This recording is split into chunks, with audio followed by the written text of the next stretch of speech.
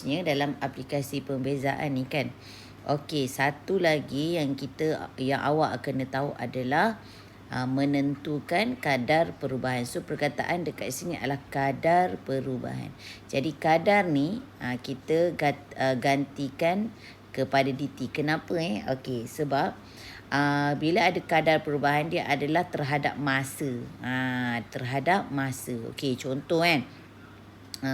Ada perkataan kadar tau. Kadar perubahan Y. Jadi bila kadar perubahan Y, bezakan Y terhadap T. Macam itulah dy per dt. Okey, jadi kadar perubahan X. Jadi dx per dt. Okey, kalau dia kata kadar perubahan isi padu. Jadi isi padu V kan volume ataupun I, mana-mana lah. Jadi dV per dt. Faham?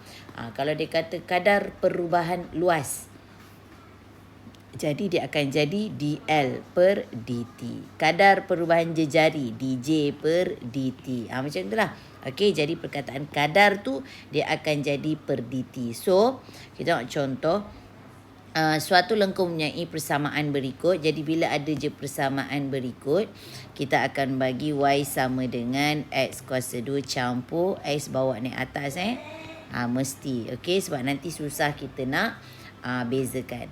Cari pertama ungkapan bagi dy per dx. So itu adalah pembezaan. Jadi bezakan y terhadap x macam biasa. So 2 bawa kat depan. And then x tambah ni hati-hati. Tambah negatif 1 darab dengan 4. Dia akan jadi negatif 4. X negatif 1 tolak 1. So 2x tolak dengan 4. X negatif 2. Then you cantikkan dia. Sebab ada kuasa negatif tu, bawa di bawah. 4 kekalan sebab 4 tidak ada kuasa negatif. Yang ada kuasa negatif je bawa ke bawah supaya dia jadi positif. So dah settle untuk dy per dx. Okey, nampak soalan seterusnya. Dia kata kadar. Kadar. Kadar terus tulis dt perubahan y. Jadi bermakna y. Jadi dia nak dy per dt. So soalan nak dy per dt sama dengan apa? So kita tidak ada persamaan y sama dengan benda t. Faham tak? Kita ada y dengan x sahaja. That's why dia jadi dy per dx. So macam ni kita nak wujudkan adanya dt itu. Itu yang kita akan pakai petua rantai. Okay.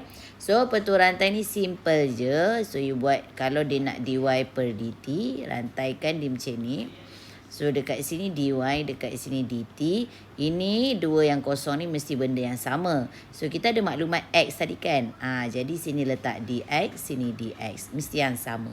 Okay. Itu je tips dia untuk petua rantai. So jadi nak cari dy per dt. So rumusnya adalah buat balik. So dy mesti di atas sana, dt mesti di bawah belah sana. Lepas tu sini letak dx, sini letak dx. Sebab kita ada maklumat x. Ikutlah apa yang maklumat yang kita ada. Okay. Jadi dy per dx kita dah ada. Kita dah cari yang mula-mula tadi ni. Okey, cuma soalan kata apabila x sama dengan 1 dan x sama dengan 2. So dy per dx kita ada huruf x kat situ. Mesti settlekan. Okey. Jadi nak settlekan mula-mula kita letak x sama dengan 1 dulu. Jadi kita akan kira 2 tolak 4 sama dengan negatif 2. Jadi negatif 2 untuk dy per dx yang pertama. Dx per dt kita baca lagi. Diberi bahawa x menokok dengan kadar.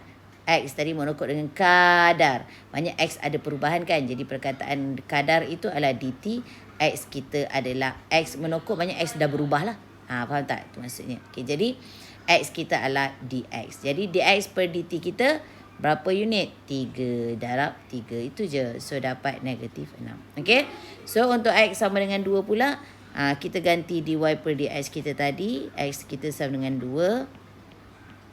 Jadi 4. 4 bahagi 4. 4 bahagi 4. 4 pula dah.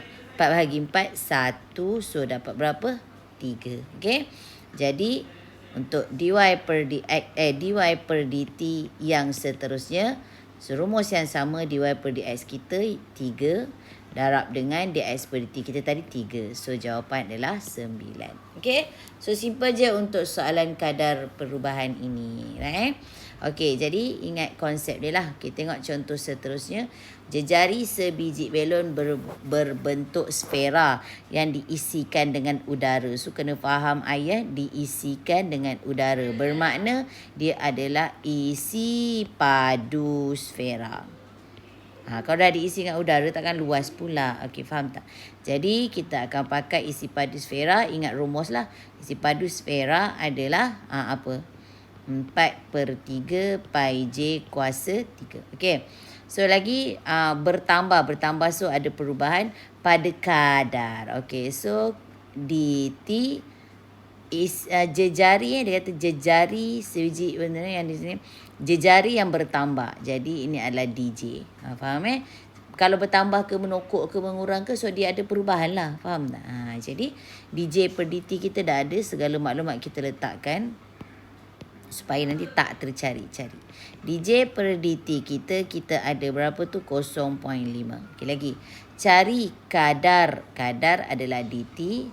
Perubahan isi padu adalah di ataupun dv, suka hati awak lah. Bermakna kita nak cari di per dt. Okey.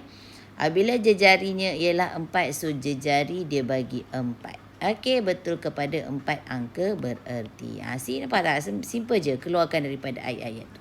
Okey, jadi di per dt yang kita nak cari, dasar salah kita tak ada